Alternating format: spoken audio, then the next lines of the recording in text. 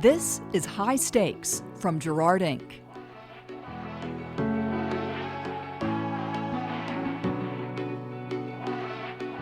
I'm David Schifrin with Gerard Inc.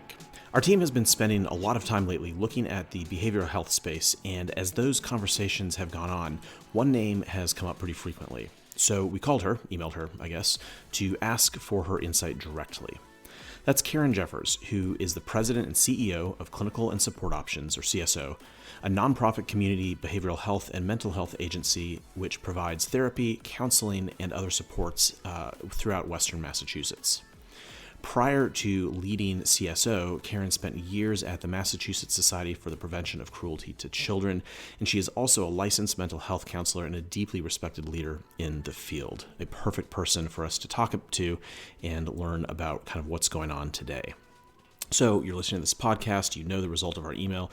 Karin was gracious enough to jump on a call to talk about the progress that both healthcare in general and society have made in behavioral health over the years, the significant gaps that still remain, especially when it comes to growing and compensating the workforce to meet the demand for services. And then we also talk about some of the more nuts and bolts things taking place today in the behavioral health sector, things like the Certified Community Behavioral Health Centers, the CCBHCs, and the relationship between behavioral health and value-based care. That's more than enough of an intro, so here is my conversation with Karin Jeffers. Well, Karin, thank you so much for your time. It is an absolute pleasure to meet you and have a chance to speak with you and learn about the work that you are doing, and as well as wider trends that you're observing across healthcare. So thank you so much. Yeah, thanks, David. I'm happy to be here. To start off, as I was reviewing CSO's website and just, again, thinking about the work that you do, where you're doing it in Massachusetts, you were incorporated in, reading from the site, 1955 by 22 concerned citizens interested in providing for the mental health needs of families in Franklin County. 1955, as I understand it, was not necessarily the moment when mental and behavioral health care suddenly came to the forefront of the American consciousness. It's something, there's been a huge deficit for so long. We're still trying to figure it out. What was it about the community, these 22 people? How did this happen in 1955? Well, I'm happy to say that I was not here in 1955. So good question. I wish I could put myself in those shoes. To me, I think one thing that hasn't changed, though, and that I would imagine compelled people to do something, is that we all want children's lives to be better, right? And so, like, when we see children hurting or when we see families hurting, the big question is, there has to be something out there. There has to be something that we can do about this. And I think that's something that I've loved about this work and about the region that we do the work in, is that kind of sense of community really comes together to wrap around people, to wrap around, whether it's children, families, whatever, to create something that can help us be better. So that I think that was the roots of the organization, is that just that desire. I don't know if people knew that what they were asking for in 1955 was behavioral health help. I think it was just like, we have to do something. I love the idea of coming at a problem without a sort of preconceived bias of, we need to do this particular thing. We need to provide mental health services. It's just, here is a problem. What do we do to solve the problem? And you almost back into the right solution. I think it's a lesson that we could probably all learn from, is just see the problem for what it is and then figure out what to do.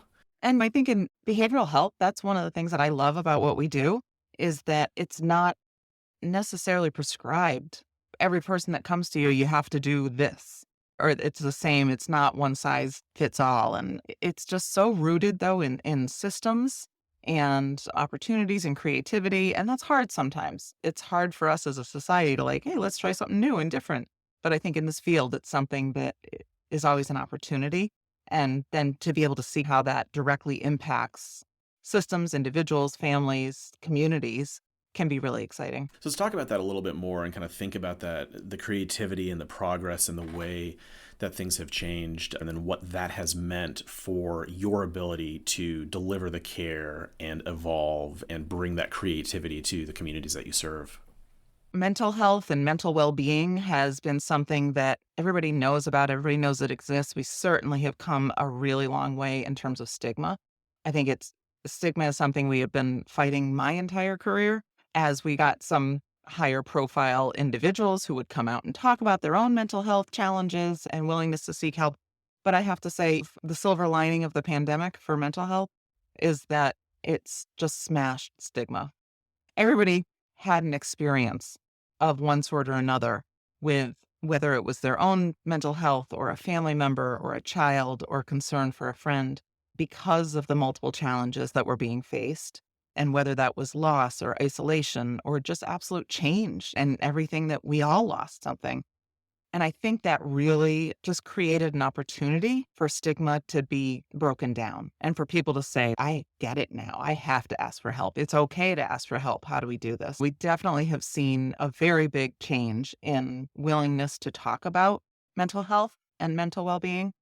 On the flip side, we are left in a situation where we have far more demand than we have Yeah. supply. Karin, talk about that a little bit more in the context of the community that you and CSO serves there in Western Massachusetts. What are the unique features? And so what differentiates you? And then what also is consistent with the rest of the country? I think you're talking a little bit about creativity and that came out of the pandemic and smashing stigma, but also just things like telehealth. So we were able to start to deliver services in a different way and individuals could access services in a different way. I think we've experimented a little bit with it's a pendulum. Like for a while, everybody wanted only telehealth and then everybody wants in person and we're going to land, or we have already landed somewhere in the middle. I think in Western Massachusetts, we have both kind of urban, suburban, and more rural areas. And each area has different needs, different opportunities. I think especially when it gets to the rural population, just the recruitment of staff to meet the need can be really challenging. But on the flip side, I think we have communities that really look at collaboration around behavioral health care and substance abuse and addiction treatment as something that is just necessary. So we have communities that will come together in how we can meet the need and create partnerships, programming and cross-referring, and just ways that we can really work together. And I think it's still challenging. We're all going after the same staff. We're all trying to meet the same needs. I think it's easy to say that we never quite feel like we can meet the need out there, but we're also achieving a tremendous amount. And I think more and more people are accessing care than a decade ago, but there's a ways to go still. That's incredible. And it's brilliant that you're able to pause and recognize the progress. I know how hard that can be sometimes when there's always more to be done. Health is never static, so the goalposts are constantly moving. Credit to you all for being able to stop and look and say, oh, we've made this progress. That's really cool. I think when we look at the system too, and you just said, healthcare never is there. For the first time, and as long as I can remember, I think that people generally accept that mental health is health. Like there's integrated care models out there. Hospitals and schools are putting behavioral health clinicians into their models. Primary care programs have behavioral health clinicians as part of that. Community behavioral health is integrating other types of healthcare. So like at CSO, for example, we have a model now where we have nurses integrated into our larger behavioral health system. So it's just been really exciting to watch that growth and kind of integration of the full system, but especially of people just being willing to say behavioral health is health.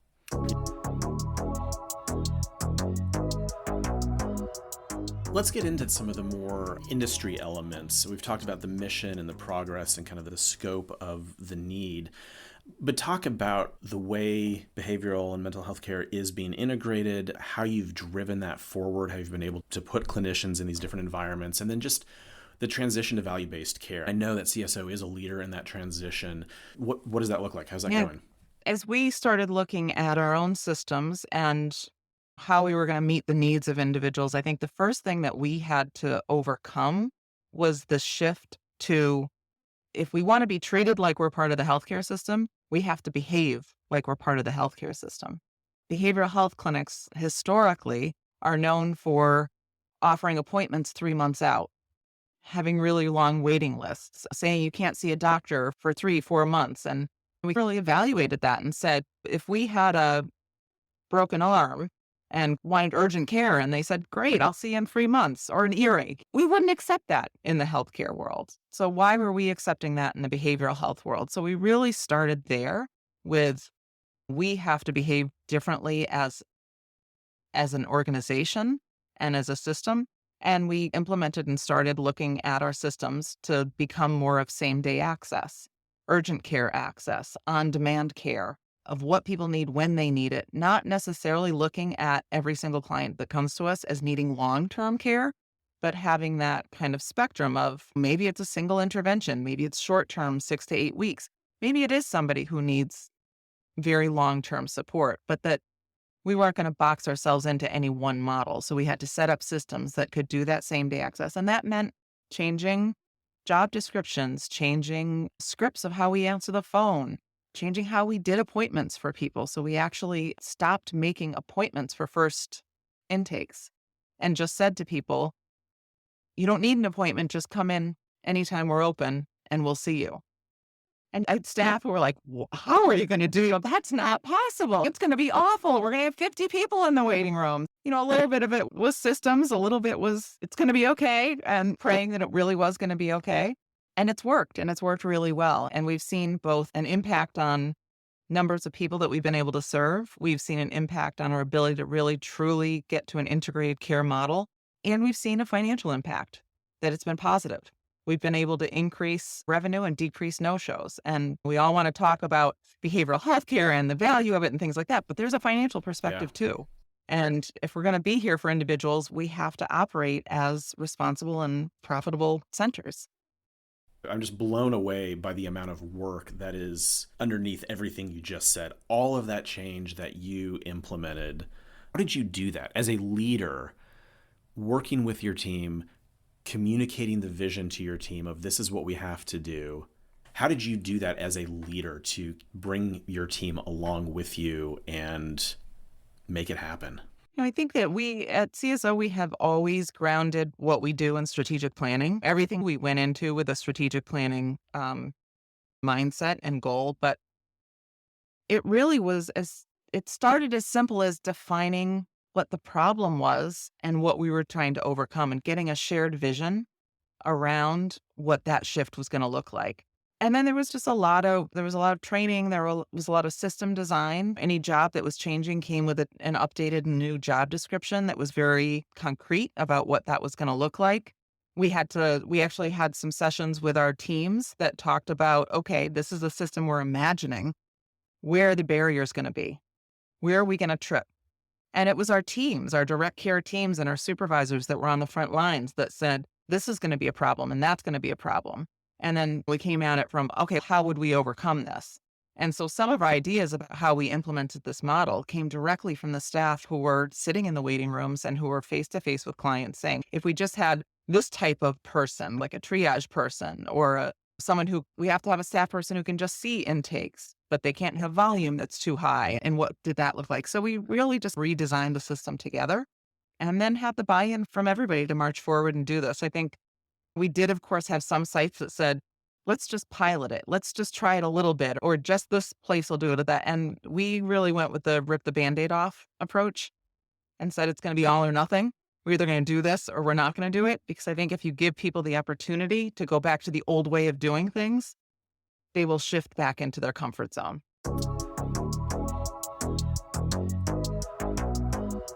What else needs to be done to keep the momentum going? CMS has finally started getting a little more proactive. Reimbursement rates are starting to improve. What do you need to keep going? I think one of the absolute most impactful things that I have seen in the system in the last 30 years is the development of the models like the CCBHCs, which are the Certified Community Behavioral Health Centers. And just last week, that got added as a definition into the Medicaid book of business. So it's going to allow states to be able to choose that. The reason it's so important, two things. One is it's an integrated care model that it's not a single kind of model. It's not this fee for service, make an appointment, come back. It integrates crisis care, evidence-based practices, team-based models of care.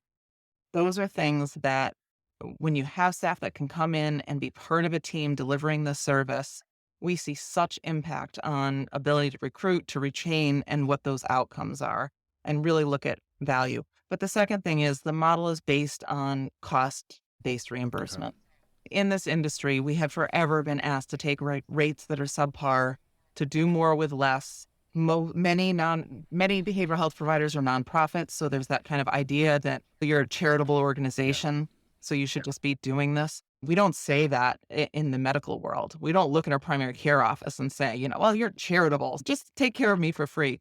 And that's a really important shift, that providers are able to provide the care that is needed and reimburse staff with what they deserve to be reimbursed for. Along the lines of the charitable care, one of the things that drives me absolutely crazy, even though I know it's well-meaning, is people say, oh, you do God's work. It's okay, yes, but we're not charitable. Yeah. There's an undertone there that people should be paid less than, that they don't have that same value. So I think if I had that magic wand, it would be to bring that value of healthcare and healthcare staff or behavioral healthcare to the same level that exists in our healthcare world. Master's level licensed clinicians should not be making less than RNs in hospitals or PAs in hospitals. They go to school for the same amount of time. They both are independently licensed. They have all this, but the salary differential is huge still. Is it closing? Or how much is it closing? Or still? I mean, it's not closing. I think that as behavioral health clinician salaries go up, your PAs and RN salary goes up even more. On one hand, we're seeing improvement, but the gap is not closing. And it really needs to. If we're really going to be on an even playing field, if we're really going to say that we've overcome stigma, then we need to treat behavioral health and physical health in the exact same way. So there are a lot of parity laws out there around access and treatment. We need parity for our staff too, and in funding. That's really interesting. If we're going to look at those who are receiving behavioral health care services and remove the stigma on them, on us, for seeking that care, that has to, I never thought of it in those terms, but it has to be translated to the people providing that care. And behavioral health is, when individuals have serious behavioral health problems, it is one of the biggest cost drivers in overall total cost of care that is out there. People are boarding in emergency departments. If you have a bunch of people boarding in emergency departments because they can't access the right behavioral health care, how many resources are being pulled to take care of that person when somebody with cardiac arrest comes in the door? And then are we not taking care of this because we're over here? Not to mention, nobody deserves to be laying in a hallway at an emergency department awaiting care. Like, we would never, ever take somebody into an emergency department that needs cardiac care and then tell them to sit in a hallway for 4 days. Yet we're still lined with behavioral health patients waiting for the same thing. And just frequent visits to the emergency department, missed days of work, family impact, kids' total number of days out of school. Like, it is one of the biggest cost drivers, yet we don't want to invest as a society in prevention and maintenance of mental health to bring all of that down. It's so hard to see the money that is not being spent. So we talk about taking cost out of the system, lowering the cost of care, but it's so tough when, if you pay for a service, you see that dollar number, that value on it. You don't see the negative space. Because it takes time. Yeah. Right? You're not going to see that return on your investment for a year or 2 years, 5 years. But at the same time, we're not looking at the spend on, how much are we spending on inpatient beds? How much are we spending on emergency department visits? Things like that. And all of those are immediate factors that could be brought down if we had a better access on the front end. Okay. So Karin, as we start to wrap up here, I'm curious, again, I know CSO is a leader in your space, in your region and beyond. As you talk to other folks, what are they asking you? What are you talking about? What are the conversations that you all are having? I think a lot of the conversation now is around, how do we prove value to the larger system? So what does that look like? Again, if you're in the physical side of things and you're working with an individual with diabetes, it's a chronic long-term condition, but there are benchmarks. You can measure A1C levels. You can look at weight. You can look at cardiac functioning, things like that. It's a lot harder in behavioral health. So to your point earlier about, it's hard to see the money that got saved, because how do you know what that was? So there's a lot of conversation around creating these value-based models and what does value look like. I think the industry is still pretty early on in that. We're able to track more process measures. So how many people are we getting through the door? How quickly are we able to respond to them? Are we able to get them the care when they need it? But that's a little different than an outcome. And that's harder to measure in behavioral health than sometimes it is on the physical side of things. So we're spending a lot of times really talking about value is important, access is important, process measures are important, but what does that whole package look like? And then how do we, I guess for lack of better language, how do we sell that? How do we convince the payers and the insurance companies and the hospital systems and big Medicaid, CMS that, these are things that is worth the purchase? Yeah. Karin, thanks so much. Anything we missed today that we need to cover? I appreciate the focus on this. I think that it's exciting that we're able to have discussions about behavioral health and the healthcare system as a whole, and that's part of the discussion. And I would just urge anybody in this kind of system, whether you're on the behavioral health side or the addictions or in the physical health side, that we continue to have these discussions about all of us coexisting in that world together and how we can put all of those resources together to impact those around us. Karin Jeffers, thanks so much for your time. All right. Thank you.